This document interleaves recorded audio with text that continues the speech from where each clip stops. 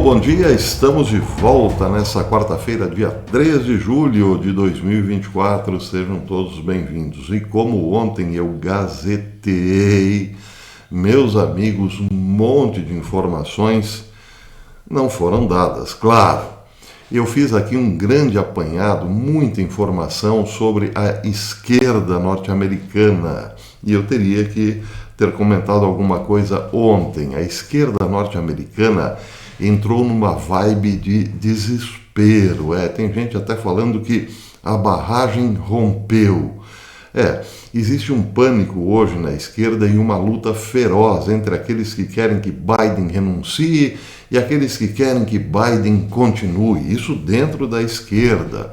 Mas também a decisão da Suprema Corte em relação à imunidade de Donald Trump só aumentou o desespero dos esquerdistas lá na América. E tudo isso eu deveria ter comentado ontem, mas eu deixei aqui de lado, não posso, é muita informação, não posso dizer tudo num vídeo. Então, planejei aqui fazer uma live para a tarde para comentar esse desespero que tomou conta da esquerda norte-americana. Então é possível que eu faça uma live na tardinha hoje para comentar todos esses assuntos. O vídeo de agora é curto, eu vou falar sobre 11 sinais que indicam que estamos sim muito próximos de uma guerra global. Aliás, quem comentou isso foi o grande Mike Snyder.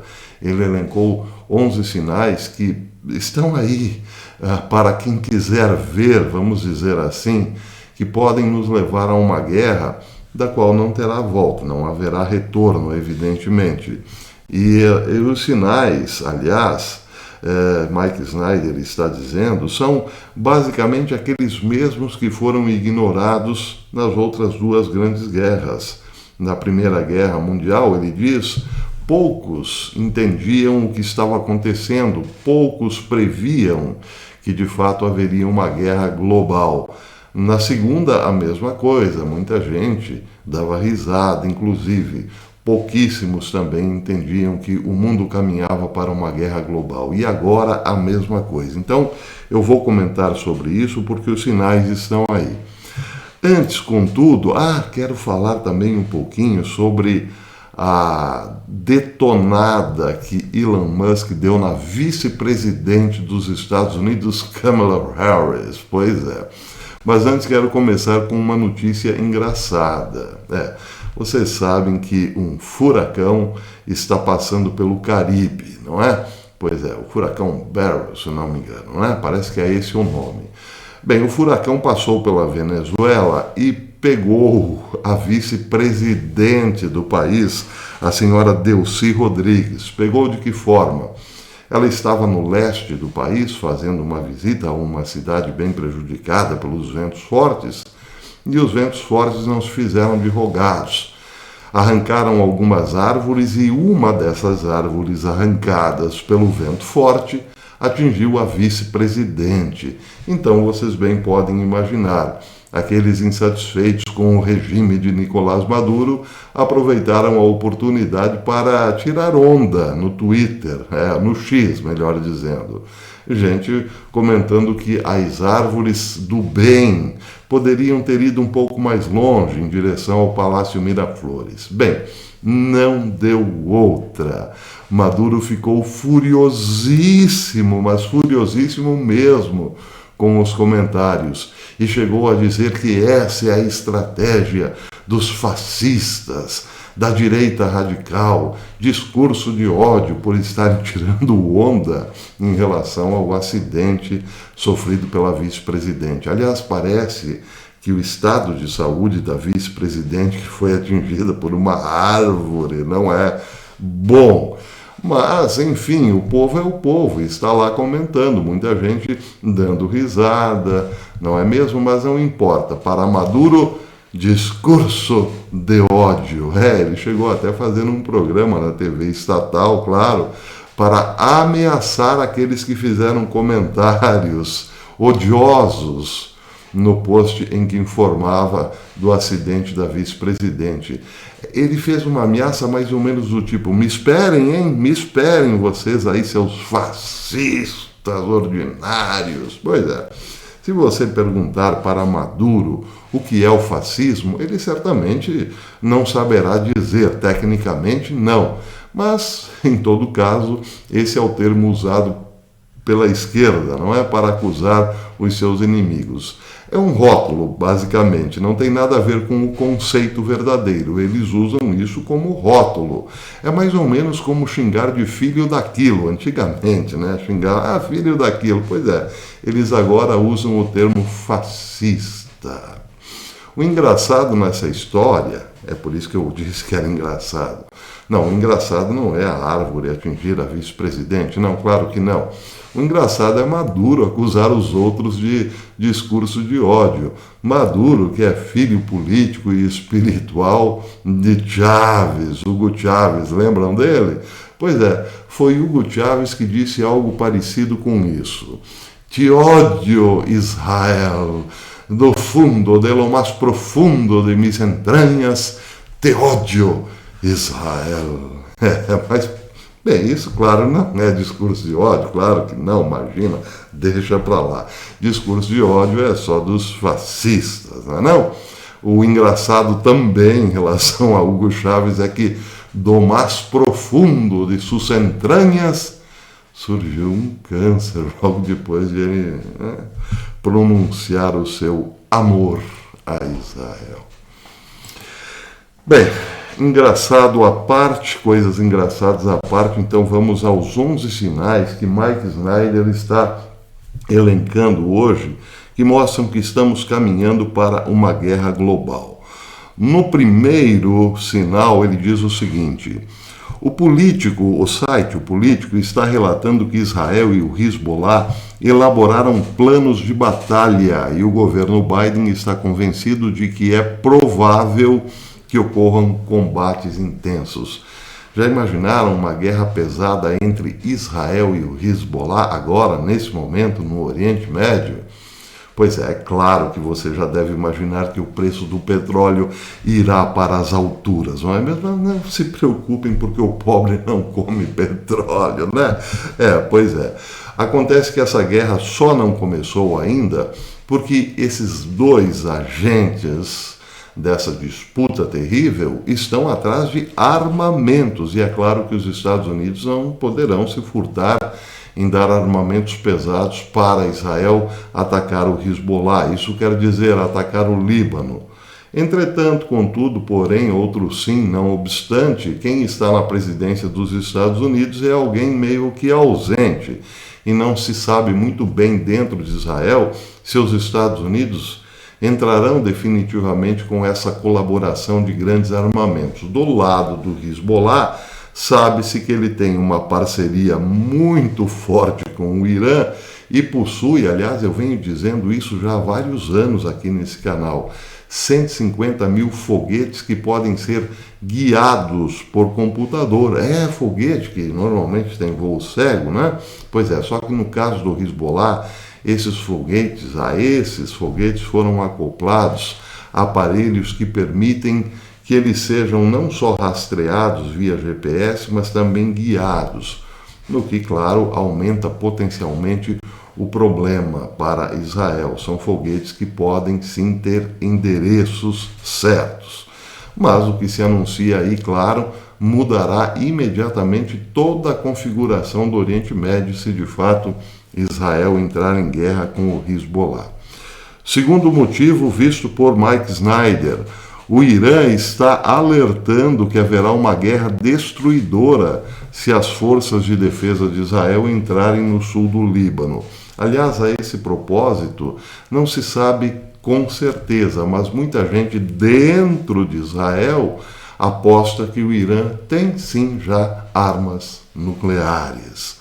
Terceiro sinal: o primeiro-ministro israelense Benjamin Netanyahu está convencido de que um confronto com o Irã é inevitável, porque ele acredita que os iranianos têm planos de conquistar todo o Oriente Médio. Então aqui pensamos, será que não seria da estratégia iraniana fazer com que Israel se desgastasse profundamente em termos de grana e armas, e também, claro, soldados, numa guerra, num confronto direto contra o Hezbollah, e para então só depois entrar com ataques pesados diretamente contra Israel, é o ponto de interrogação. Quarto motivo, ou melhor, quarto sinal elencado por Mike Snyder. De acordo com a NBC News, os Estados Unidos estão movendo ativos militares para a posição para o Oriente Médio, de modo que eles possam estar prontos para evacuar os americanos quando uma guerra total estourar entre Israel e o Hezbollah. Bem, aqui a matéria da NBC dizia o seguinte: o Pentágono está movendo ativos militares americanos para mais perto de Israel e do Líbano, para estar pronto a evacuar americanos à medida em que os combates entre Israel e o Hezbollah se intensificam. Isso de acordo com 3 autoridades de defesa dos Estados Unidos e um ex-funcionário americano familiarizado com os planos. Quinto sinal. Na quinta-feira passada, o Hezbollah enviou aproximadamente 40 foguetes para o norte de Israel. Para que exatamente? Para destruir o norte de Israel? Não, são testes para verificar a capacidade de defesa das cúpulas de ferro israelense. Quer dizer, quem manda o sinal acabará depois, efetivamente, tomando novas decisões ou novas atitudes de acordo com os sinais enviados. Qualquer estrategista de guerra sabe disso. Sexto sinal. No sábado, aeronaves israelenses bombardearam vários alvos do Hezbollah no sul do Líbano. Se o Hezbollah está enviando foguetes para testar as capacidades de Israel, o mesmo acontece do lado das IDF, claro. E isso quer dizer o seguinte, quer dizer que o palco já está montado e as escaramuças começaram. Portanto, depois das escaramuças, é claro, prevê-se algo muito mais pesado. Sétimo sinal. Eu já escrevi isso, diz Mike Snyder, escrevi isso na semana passada, mas não poderia deixar esse item em particular de fora do artigo. Aparentemente, Biden está pensando em aprovar um plano que permitiria que contratemos militares militares dos Estados Unidos para depois enviá-los à Ucrânia. Ou seja, Biden também quer colocar mercenários dentro da Ucrânia. E quem conversa com mercenários, 3 pontinhos, né? Pois é. Oitavo sinal. O presidente russo Vladimir Putin está supostamente interessado em desenvolver uma coalizão de nações que rivalizem com o Ocidente e a OTAN. O que para muitos não é novidade, tendo em vista a formação do BRICS e tudo mais. Acontece que as movimentações estão cada vez mais objetivas, visando, evidentemente, uma guerra, um confronto que se alastrará não só pelo Oriente Médio, mas pela Ásia e pela Europa. Ou seja, não se trata de uma reuniãozinha de vamos brincar de inimigos dos Estados Unidos. Não, são posições que estão sendo tomadas agora visando exatamente isso. Possíveis ataques à nação americana, ataques em vários âmbitos, no militar, no financeiro, econômico, etc. e tal, o que configura, claro, já configura um mundo em guerra. Muito bem, nono sinal. Putin também está alertando que a Rússia precisará começar a produzir sistemas de armas nucleares de alcance intermediário. Quer dizer, quando chega nesse ponto de vamos soltar uma bomba nuclear bem aqui pertinho, é porque se prevê que as coisas podem sim começar por bem aqui pertinho. Entenderam, né?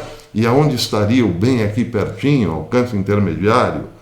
Dou-lhe uma, dou-lhe duas. Se você pensou Ucrânia, acertou, mas se pensou Polônia, também acertou, porque, bem, para dizer a verdade, a Rússia é tão grande que qualquer outro país está ali pertinho de sua fronteira, né?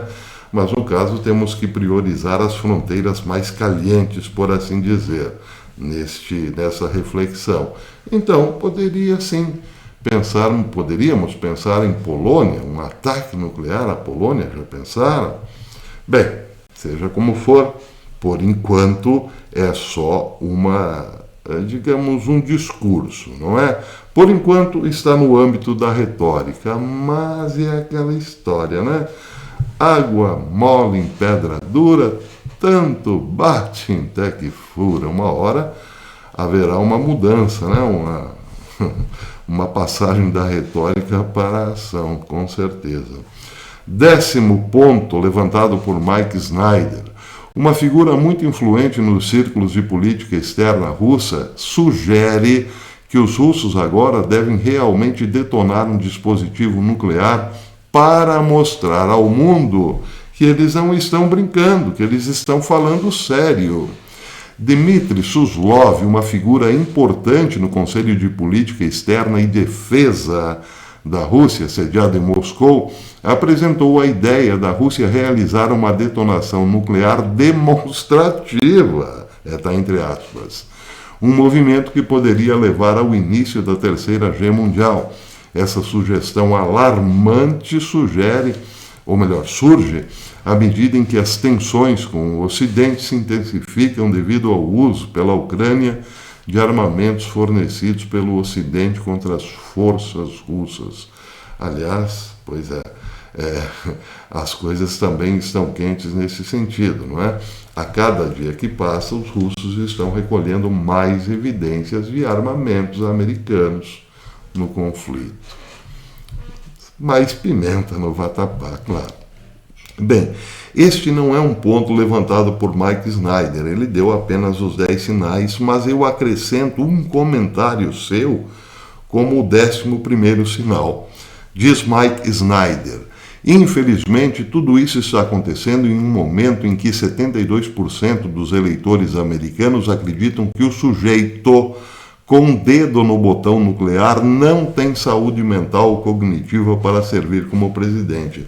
Eu vejo isso como o 11º sinal. O homem, todo mundo sabe, está para lá de Marrakech. No entanto, não quer largar o osso e cada vez mais agarrado à sua pastinha de força G, né? De força N, né? Pois é, esse é um sinal evidente de que as coisas realmente não estão bem. Mas, é claro, nunca faltam aqueles que dizem kkkk, uma guerra jamais acontecerá, mesmo que você esfregue as evidências em suas...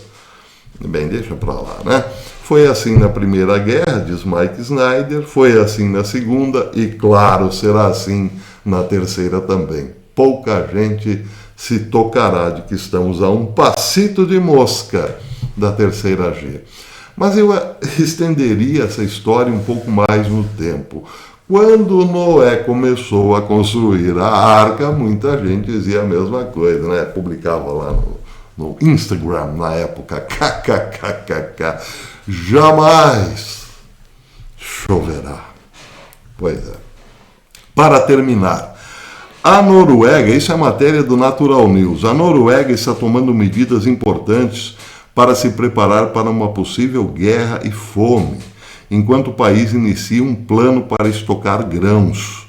Ontem, na segunda-feira, melhor dizendo, segunda-feira, o ministro das Finanças da Noruega, o nome é impronunciável, e o ministro da Agricultura e Alimentação, que por sinal também tem um nome impronunciável, assinaram um acordo com 4 empresas privadas para armazenamento de 30 mil toneladas de grãos em 2024 e 2025.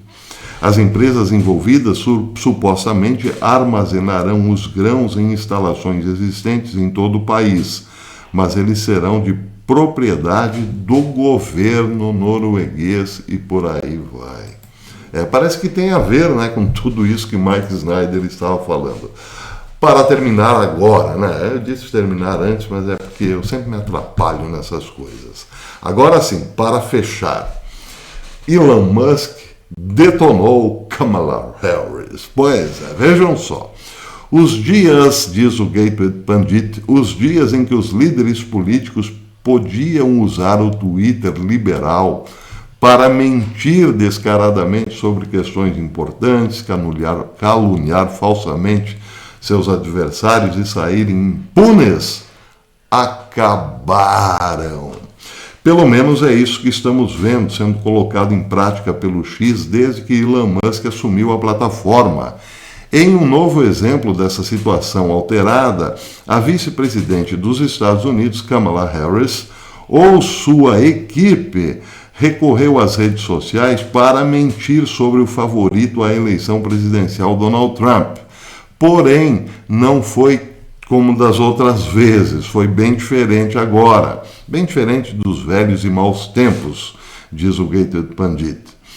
Por quê? Porque Elon Musk criticou a vice-presidente Kamala Harris na segunda-feira por mentir sobre a posição do ex-presidente Trump em relação ao aborto, ao mesmo tempo em que proclamou que o resultado de notas da comunidade da plataforma de mídia social mantém os políticos responsáveis quando tentam espalhar falsidades sobre seus oponentes. Pois é, a esquerda sente muita falta de Jack Dorsey nessa hora. Aliás, essa é mais uma pitada de desespero para a esquerda. Harris disse no domingo que a sua conta no X, através de sua conta no X, que Trump proibiria o aborto em todo o país e que ela e o presidente Biden farão tudo ao seu poder para detê-lo e restaurar a liberdade reprodutiva das mulheres. Bem, não há confirmação de que Trump tenha dito isso, então Elon Musk chegou aqui com tudo, com os dois pés na porta de Kamala Harris para dizer: mentira, Trump não falou isso não. Então, fica aí o dito pelo não dito. Mas a questão é essa, já não dá para confiar no X quando se quer espalhar mentiras em relação à direita, né? Pois é, porque as coisas mudaram um cadinho.